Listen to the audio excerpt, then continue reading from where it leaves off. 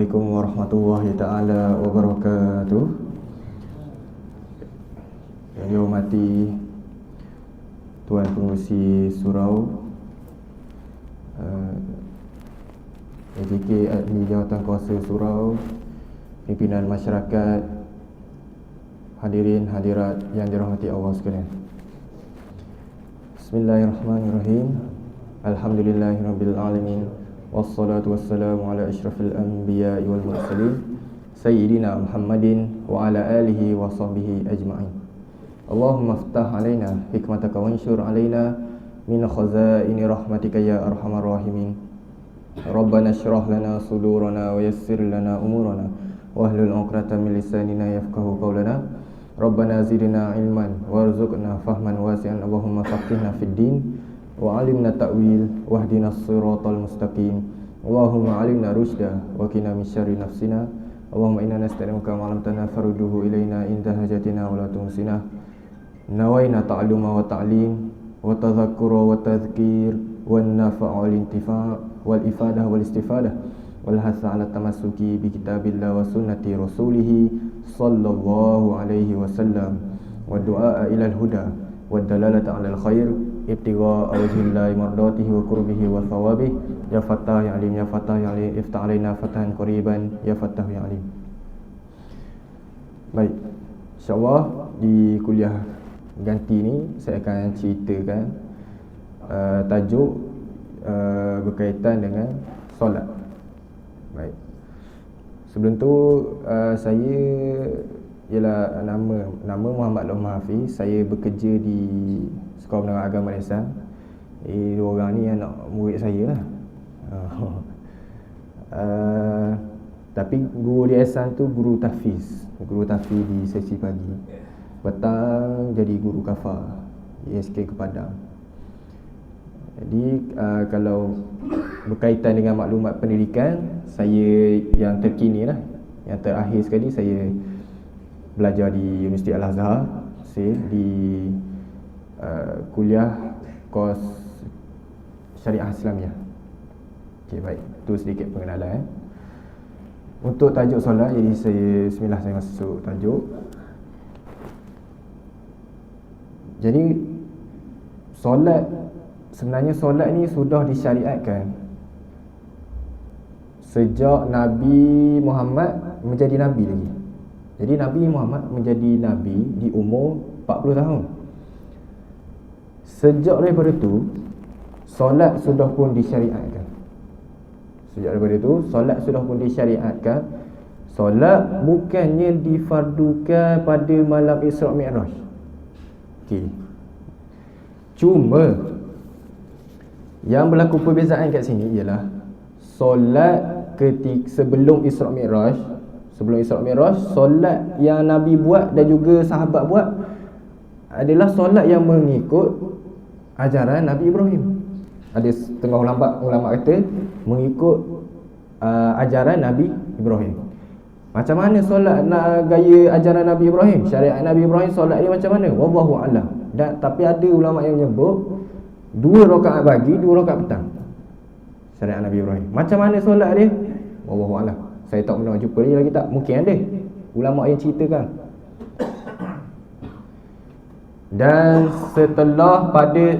Dan pada tahun ke-9 kenabian, maknanya 9 tahun selepas daripada Nabi menjadi Nabi, berlakulah Isra' Mi'raj. Nabi naik ke Sidratul Muntaha. Allah fardukan solat. Dan macam yang kita biasa dengar lah, lepas Allah fardukan solat, asalnya 50 waktu. Turun Nabi bertemu dengan Nabi Musa. Nabi Muhammad bertemu dengan Nabi Musa. Nabi Musa tanya, berapa yang Allah fardukan? 50. Jadi Nabi Musa kata, umatmu tak mampu ni. Sebab apa? Sebab Nabi Musa kata, dulu aku dah buat lah. Maknanya dah ada dalam syariat aku ni solat. Umat aku dulu tak mampu. Mintalah kurang dengan Allah. Nabi Musa kata, naik kurang berapa? Kurang 5. Turun. Nabi Musa tanya, dapat kurang? Dapat kurang. Lebih kurang gitulah tuan-tuan. Bukan cakap Melayu Nabi Musa dengan Nabi Muhammad. Nak bagi faham. Jadi Nabi Musa tanya, kurang berapa? 5. Oh, makmu tak mampu ni. Umat aku dulu pun rasa tak mampu ni. Naik lagi, minta lah kurang. Nabi Musa kata, naik lagi, kurang lagi. 5, ada yang kata 5, 10 dan sebagainya. Akhirnya berapa tuan-tuan? 5 dapat. Lah kali tu Allah kata, aku fardukan 5 solat. Cukup ni boleh kata hampir setiap masa lah ada solat ni. Pagi, nak tengah hari, lepas tu petang tu, awal malam tu, lewat sikit malam. Boleh kata hampir setiap masa lah kita solat. Nak betul-betul setiap masa, kita buat solat sunat lah. Tapi nak kata 5 ni boleh kata dia dah hampir setiap masa dah ada solat. Okey, lepas tu Allah kata dan 5 waktu solat ni ibarat macam 50 waktu. Turun Nabi Muhammad. Turun. Jumpa Nabi Musa. Nabi Musa kata, berapa? 5. Nabi Musa kata, umatmu dok aku 5. Naik, mintaklah kurang. Apa kata Nabi Muhammad sallallahu alaihi wasallam? Nabi Muhammad kata, aku lah malu nak minta dengan Allah. Nabi Muhammad bukan tak suka jumpa Allah. Jumpa kat sini bukannya maksud nak jumpa macam kita meeting tu tuan. Jangan salah faham jumpa. Jumpa ni jumpa yang layak bagi Allah. Macam mana Nabi Muhammad jumpa dengan Allah? Wallahu a'lam. Dan Nabi kata Nabi dah malu nak jumpa. Bukanlah nak jumpa Allah, tapi malu jumpa minta. Malu dari sudut tu lah tuan-tuan. Jadi Nabi kata dah padan dah ni 5 ni. Tu pun dah padan 5 pun masih lagi ramai zaman sekarang lah. Zaman sekarang masih ramai yang meninggalkan solat. Jadi itu sebagai mukadimah saya berkenaan dengan tajuk solat. Baik, seterusnya. Di dalam hadis, kadang-kadang hadis ni kita bagi dia ada nama dia tuan-tuan. Kadang-kadang lah. Adakah semua hadis ada nama? Saya tak pasti tu. Contoh hadis yang Sayyidina Nabi Jibril datang dan berpakaian putih. Ada hadis kan? Malaikat Jibril datang menyerupai seorang lelaki pakai jubah putih, jumpa dengan Nabi. Kisah yang masyhur. Hadis ni ulama letak hadis nama hadis Jibril. Ada hadis yang berkenaan dengan pasal Sayyidatina Aisyah yang dulu kena fitnah tu. Ada nama hadis tu hadis ifk. Jadi ada hadis ni ada nama. Okey, hadis Jibril. Jadi saya sebut makna lah tu tuan-tuan, lagi mudah untuk kita ni faham. Malaikat Jibril datang berpakaian putih. Sahabat tengok, ni bukan nak sahabat tengok putih, memang putih, tak ada kesan musafir. Dulu tuan-tuan musafir bukan macam kita duduk dalam kereta ada aircon. Bukan naik kapal terbang. Dulu musafir macam mana? Naik kuda, naik unta, ada orang naik keldai. Jadi bila naik ni, mana ada penutup tu lah. Mereka mungkinlah ada, kita panggil apa tu? Macam rumah untuk kayu tu. Kita kata apa lah, apa namanya, dia letak atas unta. Yang tu mungkin lah benda tu akan menghalang kita lah daripada kena debu. Tapi biasanya orang bila naik unta, naik apa semua ni, dulu tak pakai benda tu. Ada yang pakai, tapi bukan semua. Jadi dia tengok orang ni tak ada kesan musafir, tak ada debu, tak ada kusuk-kusuk dia, tak ada. Bukan macam kita naik kereta pun kadang ada kot kesan dia, kesan tidur dalam kereta. Ada kot kesan musafir. Padahal duduk dalam kereta dah. Ni macam mana orang yang tak ada kesan musafir? Nak kata orang dalam, orang kampung situ, nak kata kalau orang situ berapa nak kenal, tak ada orang kenal pun. Nak kata orang luar, tak kenal, maknanya orang luar. Tapi nak kata orang luar, mana kesan musafir? Tak ada. Jadi menarik perhatian orang ramai. Sebab apa? Antara hikmah ni, menarik perhatian orang ramai, bagi orang ramai dengar benda yang nak cakap dengan Nabi. Bagi orang fokus. Jadi malaikat Jibril jumpa Nabi, bertemu lutut dengan lutut. Jadi antara hikmah lain, malaikat Jibril ni menyerupai orang rupa penuntut ilmu, rupa orang belajar. Rupa belajar boleh kata gini lah tuan. Sebab tu kalau kita tengok pondok-pondok kan, Tafi pakaian ni macam ni, putih. Mengikut antaranya mengikut sunnah ni lah. Baik, soalan pertama malaikat Jibril, akhbirni anil Islam, bagi tahu aku pasal Islam. Nabi berjawab, al-Islamu an tashhadu an la ilaha illallah wa anna Muhammadar Rasulullah, tuqimus salah, tu'tiyaz zakah, tasum ramadana wa tahujjal baita in istata'ta ilaihi sabila. Baik. Fa'ajibna lepas tu malaikat Jibril kata, iaitu rukun Islam lah tuan. Bila Nabi pun bagi tahu, Islam ni mengucap 2 kalimah syahadah, menunaikan solat, menunaikan zakat, mengeluarkan zakat, berpuasa di bulan Ramadan, menunaikan haji di Baitullah jika berkemampuan. Okey, baik. Malaikat Jibril kata, sadaqta, kamu benar. Jadi sahabat kata, fa'ajibna, kami terkejut, kami hairan. Fa'ajibna lahu yas'aluhu wa yusaddiquhu. Orang ni tanya, tiba-tiba dia pula yang kata Nabi ni benar. Biasanya kita tanya ni sebab kita tak tahu, kita nak tahu jawapan. Biasanya ada juga orang yang tanya sebab saja nak test. Contoh guru lah, nak test pelajar dia. Ni apa ni? Dia pun jawab. Kita pun jawab. Betul. Lebih kurang gitulah. Tapi orang terkejut sebab orang ingat ni lelaki nak tanya sebab tak tahu. Tiba-tiba dia tanya, Nabi jawab, dia tahu. Macam mana dia tahu? Malaikat Jibril. Jadi banyak benda yang dia tahu. Okey, baik. Poin dia apa? Poin dia sebenarnya ialah pada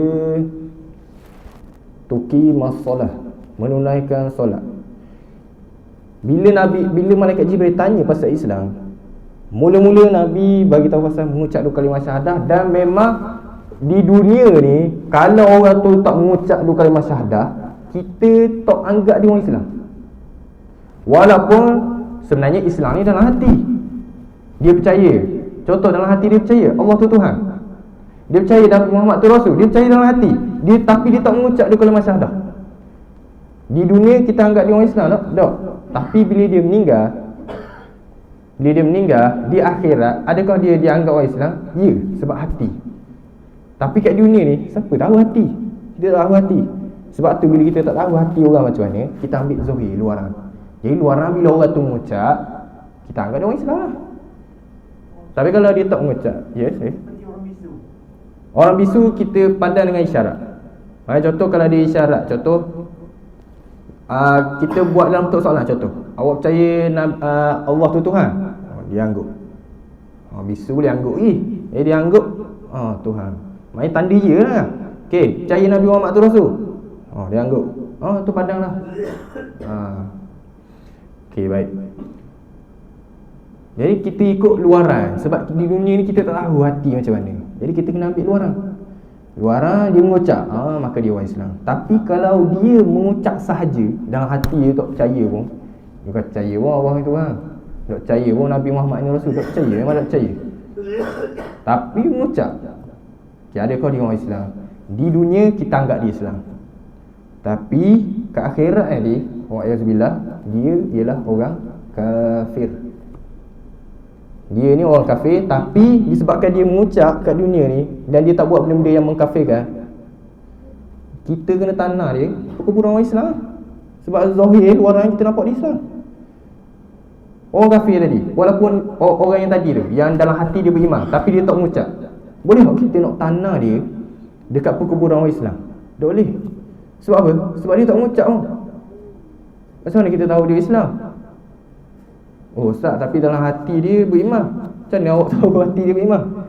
Tak tahu, melainkan dia mengucap. Tapi kat akhirat nanti, Allah memang tahu, Allah hukum dengan apa yang ada dalam hati dia. Jadi bila Allah tahu, memang Allah tahu dia dalam hati dia beriman, maka dia akan masuk syurga. Sebab beza orang Islam dengan orang kafir ialah, orang kafir dia akan masuk neraka selama-lamanya. Orang Islam akan masuk syurga walaupun sebelum tu dia masuk neraka dulu. Cuma kita tak sanggup lah nak masuk neraka ni. Jadi moga-moga kita dijauhkan daripada masuk ke dalam api neraka. Baik. Kedua, lepas daripada mengucap ni, mengucap yang paling penting dah. Kedua, Nabi sebut menunaikan solat. Jadi menunaikan solat ni ialah tiang agama. Menunaikan solat ni rukun Islam yang kedua. Lepas daripada mengucap, terus Nabi sebut sembahyang. Dalam hadis yang lain tuan-tuan, contoh bunyal Islam ala khamsin, ada perbezaan susunan dia. Susunan dia macam mana? Bunyal Islam ala khamsin, syahadat la ilaha illallah wa anna muhammadar rasulullah, wa iqamus solah, wa itaiz zakah, wa shaumi ramadan, wa haji bait. Ini satu ta ilahi sabila. Okey, baik tuan-tuan. Ada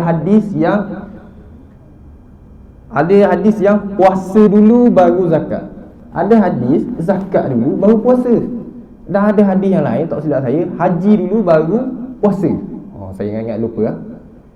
Tapi tak ada perbezaan mengucap dengan solat. Hak ni memang nombor satu dulu.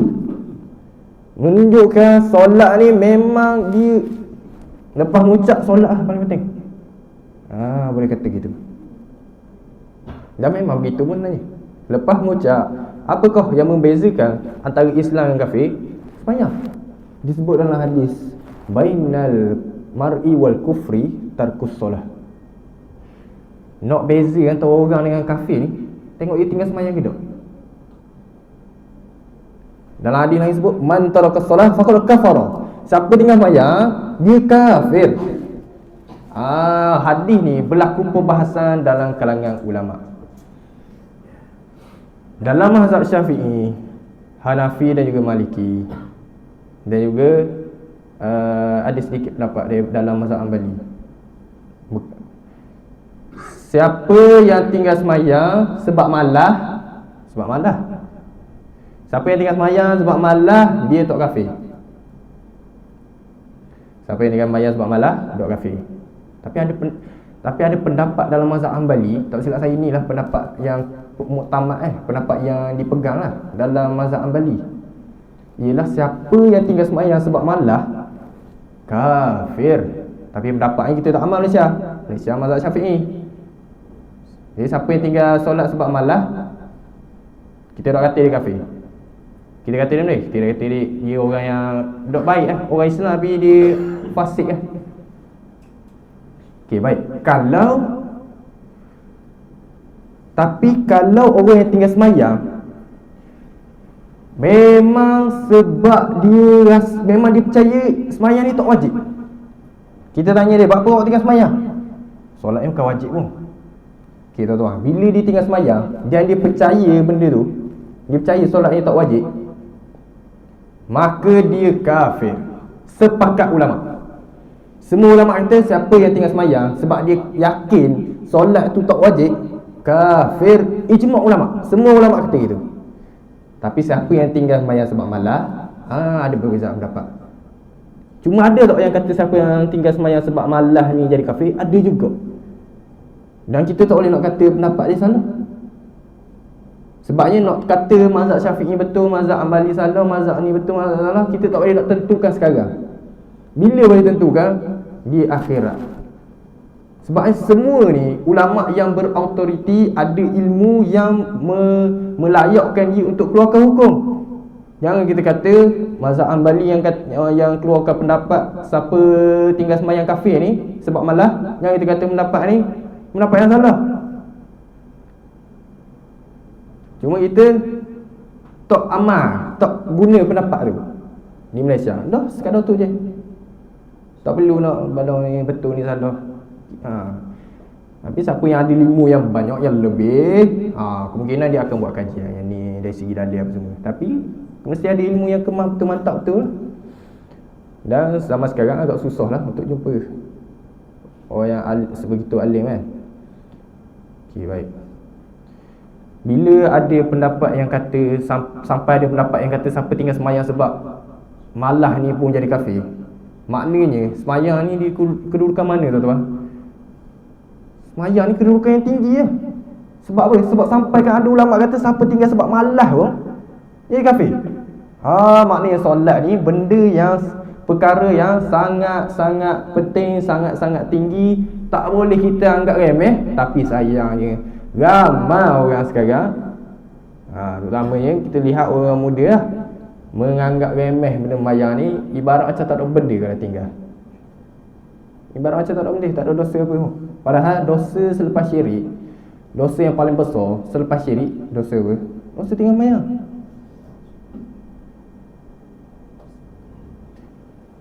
Okey, baik. Dan disebut dalam beberapa hadis, ketika mana orang masuk Islam, apa antara benda pertama yang Nabi akan ajar? Pertama, sudah tentulah Nabi akan ajar mengucap. Okey, lepas tu apa lagi benda yang antara benda yang terawal yang Nabi ajar? Sembahyang. Sembahyang antara perkara awal yang Nabi ajar kepada orang yang baru masuk Islam. Okey, baik. Dan ketika mana Islam sedang berkembang, Islam berkembang ni masa ni kat mana? Kat Madinah lah. Masa dah ada kerajaan Islam dah. Masa ni Islam dah kuat dah boleh nak sebarkan di lagi meluas Islam. Masa tu Yaman. Nak masuk Yaman, Nabi utuskan Muaz bin Jabal. Sahabat Nabi, Muaz bin Jabal, Nabi utuskan ke Yaman. Nabi pesan apa ke Muaz bin Jabal? Nabi kata, bila sampai sana, pertama ajar dia orang mengucap dua kalimah syahadah. Memang sudah tentu kena ajar mengucap dua kalimah syahadah. Ini paling penting tadi. Lepas tu Nabi kata, dah bagi tahu dia orang solat ni wajib. Lawak pesanan Nabi, ajar dia orang mengucap dua kalimah syahadah dan bagi tahu dia orang, ajar dia orang yang solat ni wajib.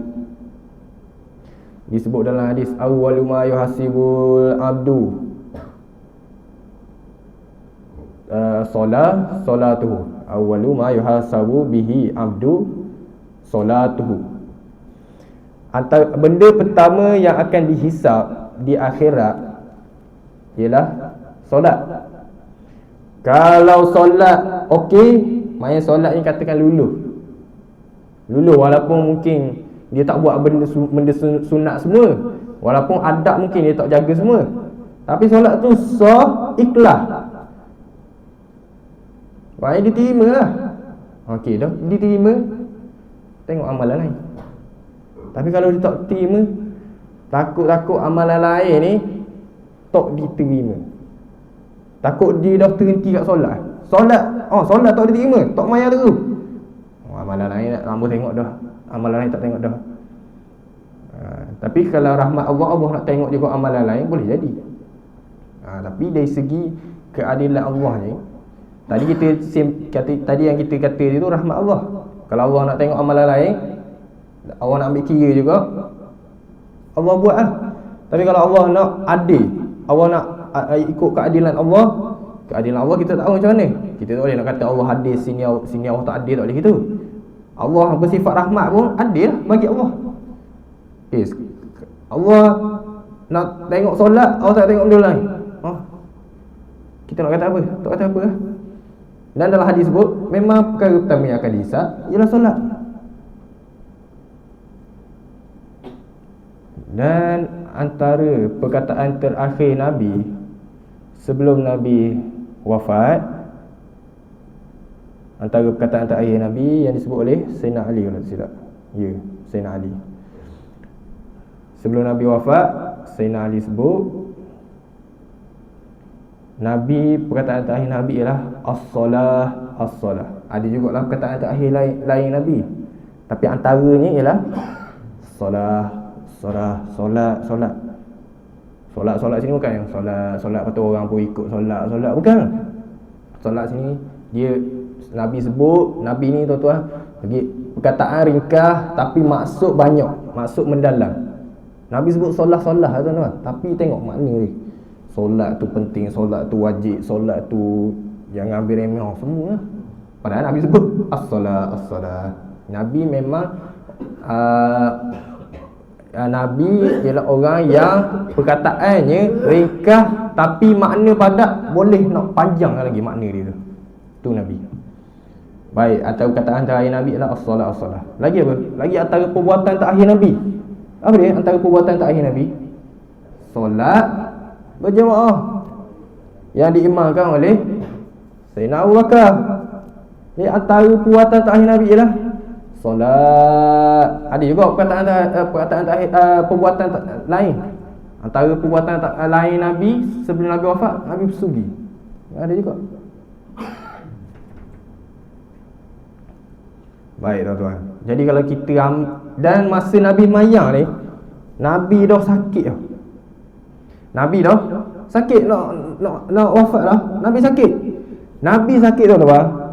Nabi sakit bukan macam kita. Kita sakit memanglah sakit lah.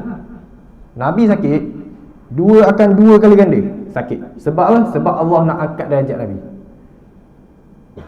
Disebabkan darjat Nabi ni sangat-sangat tinggi dan Allah nak angkat lagi tinggi.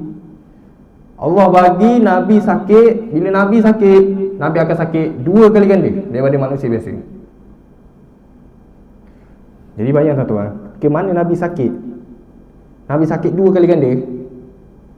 Nabi tak tinggal sembahyang. Nabi tetap buat solat, dan terutama solat berjemaah.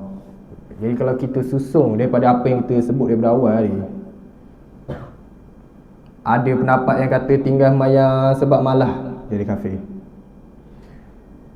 Antara benda pertama yang Nabi akan ajar kepada orang masuk Islam, solat tu wajib. Ajar solat. Ketika mana Nabi utuskan Muaz bin Jabal, sahabat Nabi utuskan ke Yaman, antara benda yang Nabi suruh ajar kepada penduduk Yaman ialah sembahyang tu wajib. Disebut dalam hadis amalan pertama yang akan dihisab solat. Antara perkataan terakhir Nabi solat, antara perbuatan terakhir Nabi solat. Kesimpulannya apa? Kesimpulannya, solat ni bukan perkara yang kita boleh anggap remeh. Jadi kita pelik kenapa ramai orang boleh anggap benda ni remeh. Tak lain tak bukan sebab dua. Pertama, sebab nafsu dah menguasai diri. Maknanya dah tahu solat tu wajib pun tetap nak ikut nafsu. Jadi kena berdamping dengan orang yang baik-baik lah, supaya kita tu ikut dengan orang baik. Nak jumpa mana orang-orang baik ni? Saya rasa lah, kalau lah pergi surah, biasanya akan jumpa je orang baik ni. Walaupun kita tak ada lah kata comfort sempurna, semua orang ada silap. Tapi insya-Allah lah orang tu mari sembahyang lah. Orang yang mari surah ni insya-Allah lah. Jadi paling kurang bukankah awak nak berkawan dengan orang yang selalu sembahyang? Jadi awak carilah orang yang pergi surah sama. InsyaAllah awak akan istiqamah sembahyang. Jadi kena berdamping dengan orang yang baik. Nak jadi baik memang kena berdamping dengan orang baik. Tak boleh kawan dengan orang yang perangai buruk, kita pun akan jadi buruk. Lagi kena banyak zikir. Tu cara nak lawan nafsu. Kedua, sebab ilmu tak ada. Kalaulah dia belajar ilmu, dia belajar ilmu agama lah, dan dia tahu api neraka tu teruk dia macam mana, dia tahu solat ni memang sangat penting, dia tahu syurga tu kalau kita buat solat ni macam mana ganjaran dia tahu semua benda tu sebab dia ada ilmu, maka dia akan lebih semangat untuk menunaikan solat. Jadi mesti gabung dua ni. Kalau dok belajar saja, nafsu dok boleh kawal, dok jadi kok. Kalau nafsu saja kawal, ilmu tak belajar, tak jadi ya. Ilmu ni bukanlah syarat mesti ilmu yang tinggi-tinggi sampai jadi ulama, buat keluar hukum tak. Tak ada lah syarat sampai macam tu. Cumanya sebabnya solat ni dia bukannya tahu solat tu wajib, terus boleh sembahyang. Tak. Kita tahu solat tu wajib, lagi apa lagi kita kena tahu? Banyak benda. Syarat sah sembahyang kena tahu. Rukun sembahyang kena tahu. Rukun sembahyang ada 13. Syarat sah sembahyang ada lebih kurang berapa? 5. Tutup aurat, bersih daripada najis dan hadas, tahu masuk waktu, tahu kiblat, macam-macam ni. Tutup aurat dah hari. Okey, ada berapa? Ada beberapa syarat sah. Rukun pun ada beberapa kau. Ada dalam lebih kurang 13. Takbiratul ihram, baca al-Fatihah, rukuk, sujud dan sebagainya lah. Lagi apa? Lagi perkara yang membatalkan sembahyang kena tahu juga. Bercakap kalau sengaja 2 huruf batal dah. Cakap sengaja 2 huruf batal dah. Huruf batal dah. H. Oh, Ustaz, kalau O saja batal tak? Oh, batal kau. Sebab apa? Sebab iki panjang. Panjang pun tak jadi tak. Habis tak batal kau ni kalau sengaja. Tak batal ni tuan-tuan kalau satu huruf yang tak memberi makna. Kalau O saja pendek kan? O. Okey. Ataupun K kan? Kadang kita kat K tu okey lah. Tapi sebut K je. K nak tanya. Orang boleh dengar tu, orang faham ada makna tak? Ada makna lah. O tu macam maya kita menunjuk kita faham sesuatu lah. Oh gitu. Oh lah, ada makna lah walaupun satu huruf. Walaupun dalam kamus Dewan Pustaka kita cari tak jumpa mana O lah. Tak ada makna pun memanglah. Tapi dari segi adatnya, dari segi perbualan adatnya, kita faham lah O tu kenapa. K pun kita faham juga. Bila bagi faham tuan-tuan, satu huruf pun batal tu kalau sengaja lah. Kalau tak sengaja 6 huruf 6 perkataan. 6 perkataan. Contoh ni 6 perkataan. Motor aku kena curi dengan jiran. Jiran tak batal lebih lah batal. Jiran nak tak mahu dia jiran sebelah ataupun ikut anda jiran poksu. Lebih lah. Lebih 6 tak sengaja batal juga. Tapi kalau sengaja tak payah tunggu 6 perkataan. Satu huruf kalau bagi makna pun faham tak? Batal lah. Tapi kalau dua huruf ni batal kalau satu huruf yang tak batal tu tuan-tuan kalau dia tak memberi makna. Contoh sebut ni M kita ada faham benda-benda tak? Tak lah. Tapi kalau ada orang dia buat bahasa rahsia, contoh dia buat bahasa rahsia. Kalau aku cakap M maksudnya baiklah, contoh. Jadi dia sebut M batal dia untuk dia kan. Kita M tak batal sebab apa? Sebab kita bukan faham dia pun M dah batal lagi. Tapi dia sebut mu, sebut dia MH, contoh MH ada makna tuan. Contohlah kita tak faham apa-apa makna pun. Boleh juga kita faham apa? Malaysia benda. H tak mari ya. Malaysia H tak ada idea ya. MH kapal terbang tu kan. MH tu kata apa? M Malaysia H apa? Hairline. Malaysia H lah. Ambillah helikopter lah contoh. Malaysia helikopter. Ya saya. Contoh N lah. Kalau sebut Ustaz N batal dah. Ustaz tu berapa huruf dah tu. Tapi sebut N saja. Dia panggil member N kan. Contoh N. Okey, member dia faham. Batal. Tapi kalau N saja, orang tak faham benda pun tak batal. Tu dia punya apa dia panggil? Kaedah dia. Okey, baik. Jadi MH kita faham benda tak? Contoh kita tak faham. MH tu benda apa? Kita pun sebut MH tukang maya. Waladhalin. MH. Dak amin dia MH dah. MH. Okey, MH ni kita tak faham benda pun. Okey, batal tak? Batal. Dua huruf faham makna ke tak faham makna ke batal. Tapi satu huruf kalau tak faham apa-apa tak batal lagi. Tapi kalau faham makna batal. Okey, baik. Isyak berapa tuan-tuan? Saya ingat 85 minit ke? 85 minit takut saya terlajak je. Okey, baik. Ya. Masa Rasulullah ya. Kefaduan solat. Daripada Allah SWT. Jadi rukun yang apa semua tu dia ada oleh Jibril ataupun dia dapat daripada disebut dalam kitab Malaikat Jibril yang ajar. Yang naik tu Allah fardukan solat 5 kali. 5 kali sehari. Kefarduan solat. Itu lepas pada tu Malaikat Jibril yang ajar. Okey, baik.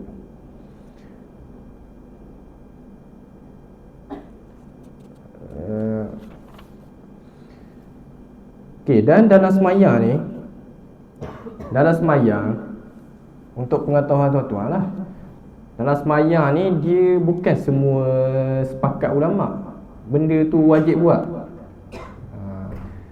Ada yang mazhab Syafi'i wajib, mazhab lain tak wajib. Tapi asas solat tu maknanya berdiri, lepas tu takbir, lepas tu apa, rukuk, iktidal, sujud, duduk antara dua sujud, tahiyat akhir. Okey, boleh kata semua benda tu yang asas-asas tu, rukuk, iktidal semua tu, boleh kata sepakat ulama benda ni wajib buat dalam sembahyang. Ada tak benda yang berlaku perbezaan pendapat dalam solat? Ada. Macam doa kunut berlaku perbezaan pendapat ulama. Mazhab Syafi'i kata sunat tapi bukan wajib. Kalau nak cerita wajib, contohnya kita ambil gini, bismillah dalam sembahyang, bismillah al-Fatihah wajib kita baca. Dalam mazhab Syafi'i wajib.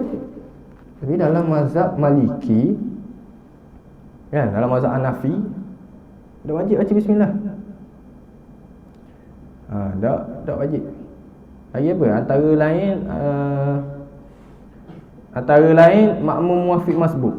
Dalam mazhab Syafi'i, makmum yang muwafiq mesti dia habiskan Al-Fatihah. Makmum yang muwafiq, makmum yang sempat kadar bacaan sederhana Al-Fatihah. Katakan bacaan Al-Fatihah 35 saat, hak sederhana contoh. Kita kena tengok dia sempat 35 saat bersama dengan imam. Kalau dia sempat, dia muwafiq. Bila dia muwafiq, dia kena habiskan Al-Fatihah. Dan dia dimaafkan 3 rukuk panjang kalau ada dalam situasi tertentu. Tapi kalau dia tak sempat 35 saat, kita ambil 35 saat lah tuan-tuan, bacaan sederhana, lebih kurang. Kalau dia tak sempat 35 saat bersama dengan imam, maka dia jadi makmum masbuk. Bila makmum masbuk, mesti rukuk bersama dengan imam, secara yakin. Kalau tak sempat, dia kena tambah serakaat. Tapi bila dia rukuk dengan imam, Al-Fatihah dia tak habis. Tapi dia dah sempat rukuk dengan imam,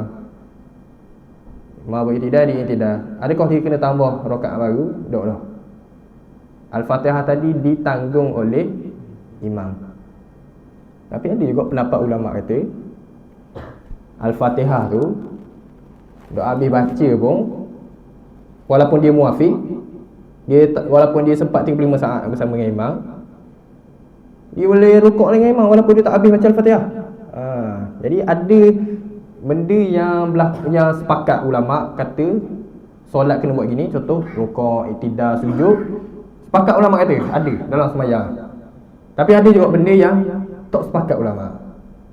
Antaranya saya cerita dia baca bismillah, lagi apa ya, saya pun tak baca mana.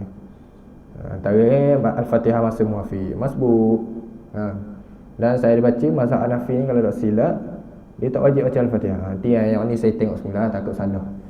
Mazhab Hanafi tak perlu baca Al-Fatihah. Wallahu a'lam, betul tak? Nanti saya tengok balik. Jadi ingat-ingat lupa itu. Bahaya kot live dia salah jadi tak tahu, kena cakap tak tahulah. Okey, baik.